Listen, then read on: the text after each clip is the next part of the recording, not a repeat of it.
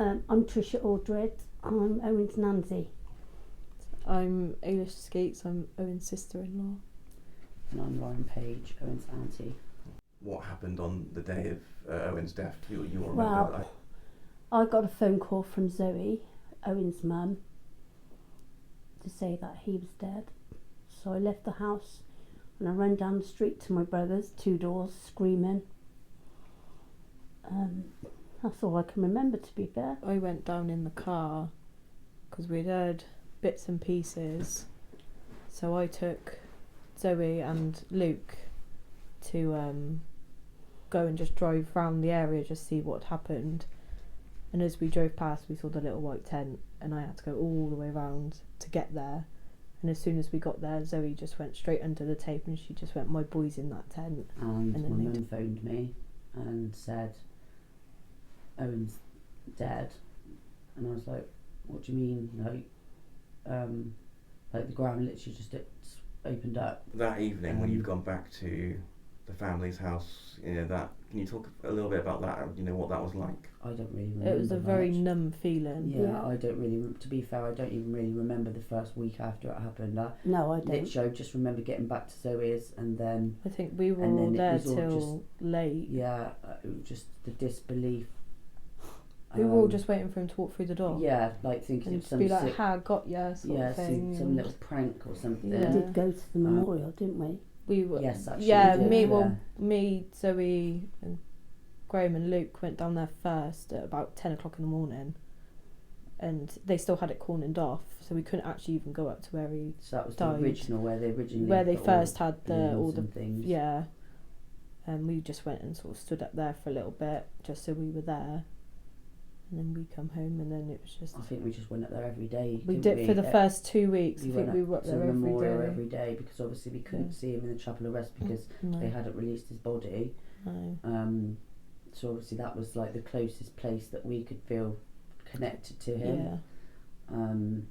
But I think when they opened up the second cordon, there was more reality because his blood was still on the path.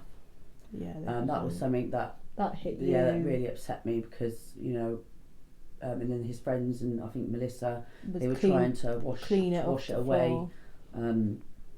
So obviously because that was quite traumatic seeing that. I think that's something that will always stick in my head. Yeah. For a very long time. We had to wait so long for the funeral. Yeah. And then this court, the court, and then obviously we're getting his ashes back, and then we've got to have his committal for his ashes, and then we've got to wait for his headstone, and then we've got to go for a trial. When does it end? Yeah. There's no. I don't think there'll be an end No, until the day we die. No, I mean, it's like you said, Lauren. Today, you felt like you've kind of relived. Yeah. You've kind of gone through it again, and I imagine that. All of you have kind of had similar moments like that.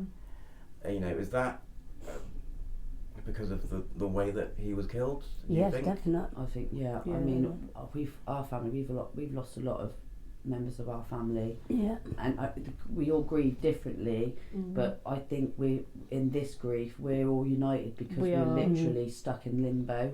Yeah. And you can't get away from it. We're just stuck there. Yeah. Literally starting His life. Starting his life, and then it's been taken away from him. We're never going to see him get married, have kids. The normal things that a 21st birthday party, a 30th birthday party, a 40th, a 50th. We're never going to get those when we've been robbed of those milestones, and he's been robbed, of the milestones that we're all, because he's not going to be there. Such a character. He was. He was such a cheeky little chappy. His witch cackle, didn't he? Yeah. Really dirty.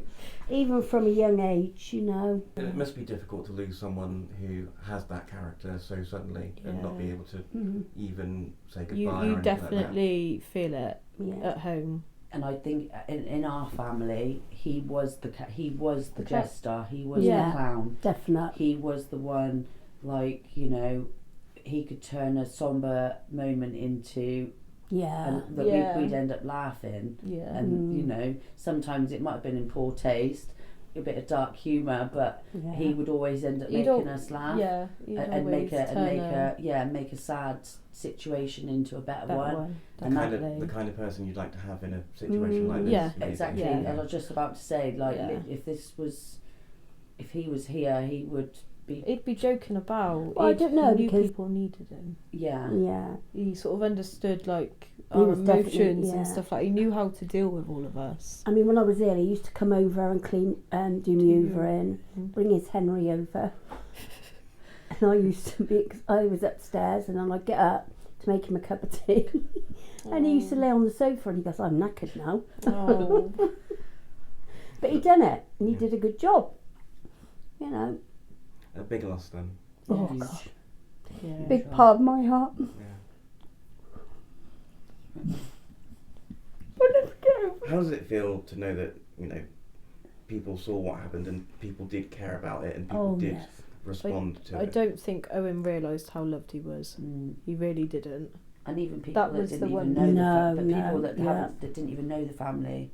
I've had people that don't even live in Swindon, from Birmingham, Devon. People have like messaged me or the family, and it's been overwhelming, but it's been a comfort, a massive comfort. And obviously one thing, my sister, you know, which she'll say it time and time again, you know, we are all so grateful for the generosity, because without everybody's help with the GoFundMe, we wouldn't have been able to give him that day. He had the best send off. And you know, I've never been to a funeral with that many people. No. What do you think he would have thought about the crowd at the funeral, the amount of people? He would have been overwhelmed. He would have been overwhelmed, but he would have probably called us all sad. He'd have been like, "Oh, what are you crying for?" Owen's world has kind of come out of that. Yeah. And that seems to kind of be the focus of the next step of what happens now and what the family are going to sort of put their effort into. Oh, definitely, yeah. And so what is the aim of Owen's World? What would you like? We just don't want another family to go through what we've had to go through. We just it's want, not, we it's not just fair. want to like try and help and provide and have things in place for, you know, kids that maybe have not got a great home life, that feel like they need to go into gang life and carry knives. You know, you think adults have got all the services for mental health. But what have they got for teenagers? Yeah, kids and teenagers don't have that. There's no youth clubs anymore, so that's something that we would love to bring back. Youth clubs and teenage mental health, teenage bereavement, you know. Do you think that enough's being done by the authorities, the people in power, the police, the council, to stop this? No, not at all. I mean, you've only got to see when we went to go to see the Knife Angel. How many knives? You know, God, that's just a drop in the ocean. We used to always see the Bobby round pen like on the estate. You don't get that anymore because there's no funding. You might get an odd PCSO on a push bike, but what are they going to be able to do when there's a gang of lads, you know, potentially carrying 10-inch machetes? Too many government cuts, funding from the government, from the council.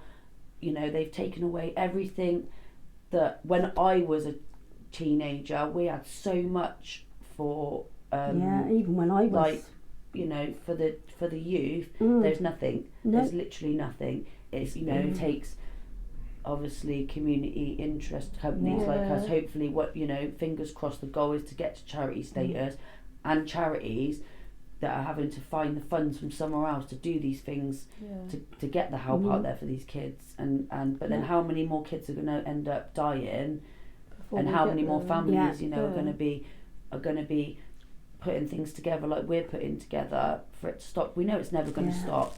It's never going to stop. But if it stops one family from one boy or girl picking up a knife and stabbing someone with it and ending someone's life, then, you know, Owen didn't die in vain. You just never think it'll happen to you. No, do you? You see it in the paper, you read it, you see it on the news.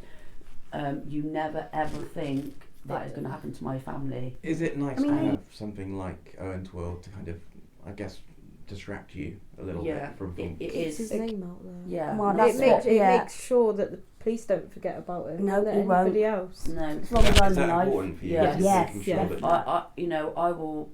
I'll always shout his name from the Yeah. rooftops, Yeah, and I'll always share his pictures, yeah. and I will always, every year, I will repost All the of the statuses from yeah. the day it happened, from Yeah. the funeral, Yeah. because, I want people to see Yeah. how it has affected us as a family. Mhm.